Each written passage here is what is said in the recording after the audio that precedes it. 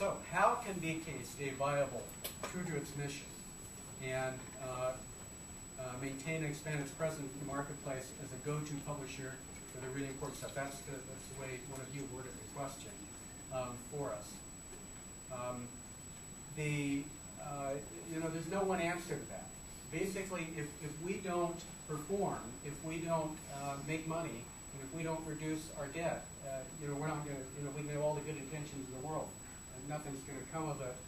We've got to perform as a company. One of our ways of trying to preserve what's good here is having ownership by BK stakeholders. We have approximately 240 shareholders now. Of those 240, approximately 1/4 are Berrett Koehler authors, approximately 1/4 are Berrett Koehler customers, approximately 1/4 are the Avalon Group that was an early investor in Berrett Koehler back in 1995, and they had a whole bunch of their own investors. They own just about 5% of this, which is relatively small in percentages, but larger in the number.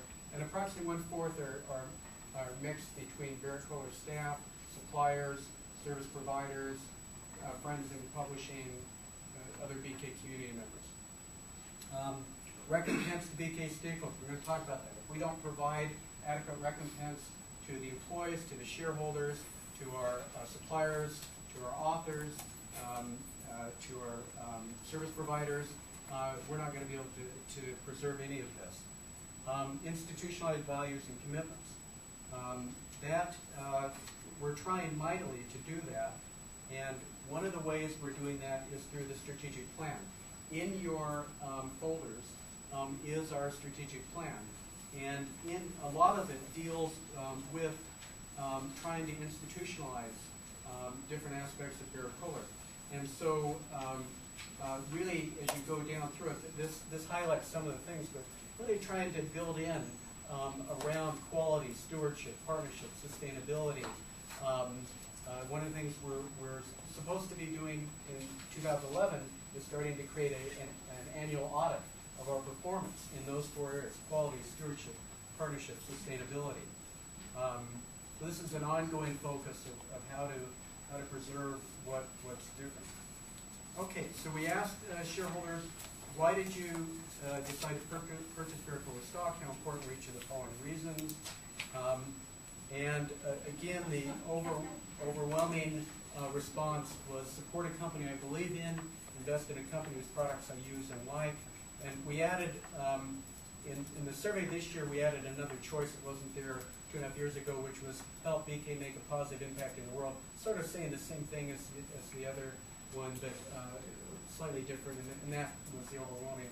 Then you can see the other responses were much smaller. But again, there were some people who invested for other reasons that we need to recognize.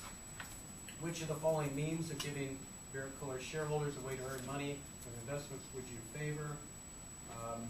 The 3 overwhelming ones are connecting persons interested in buying Berrett Koehler stock with persons who are interested in selling the stock, and doing small buybacks of our stock occasionally as BK profits and cash will allow.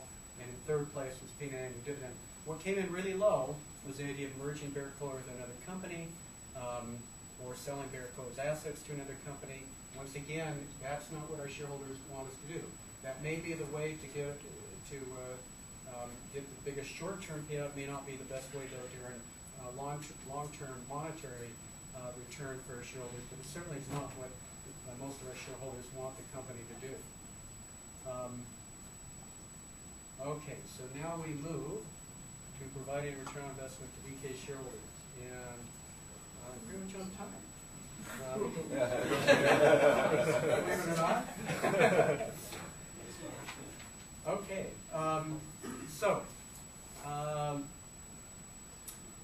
we're some different ways of doing this. We've done 2 buybacks of stock from shareholders who wish to place their stock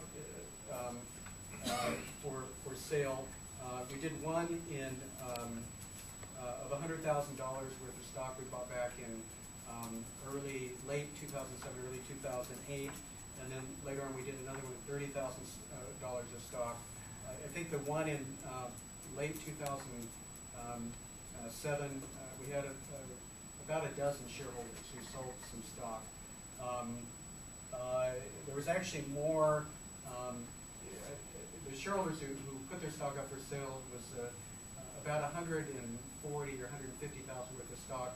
Really had allocated 100,000, so they weren't able to sell all that they wanted to sell. They were able to sell about 2/3 of what they wanted of those who put stock up. What we've agreed in our last board of directors meeting is to take this company stock buyback plan and institutionalize it. So now 9% of our pre-tax profit will be used to buy back stock from interested BK shareholders following any year in which pre-tax profit exceeds $325,000. Why that threshold? Well, because we don't want this to harm our basic business, our ability to reduce our debt, our ability to keep building the business. So we set the threshold a little higher.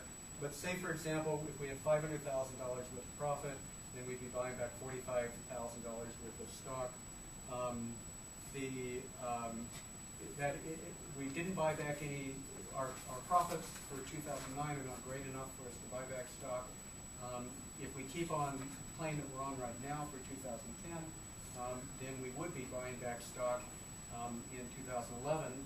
That would happen after the audit is done of our financials, and then the valuation is done by our ESOP valuator, Ray Hogue, who's an independent appraiser of companies. The buyback would be done through our ESOP. Why would we do it through our ESOP? Number one is it saves the company a lot of cash. When we do it through ESOP, all the buyback is tax deductible, so it means that the amount that we put out, if we buy $100,000 worth of stock, it's only costing the company $58,000 worth of cash because of the tax savings. That's the reason for doing it through the ESOP. Second reason for doing it through the ESOP is it then turns into a benefit for employees. We're trying to have the company have a greater share of employee ownership. Right now, the share through the ESOP, I think, is around 8% is owned by the ESOP. We'd like to get that up past 30% owned by the ESOP. And so this is one way to keep doing that as the company buys back stock over time.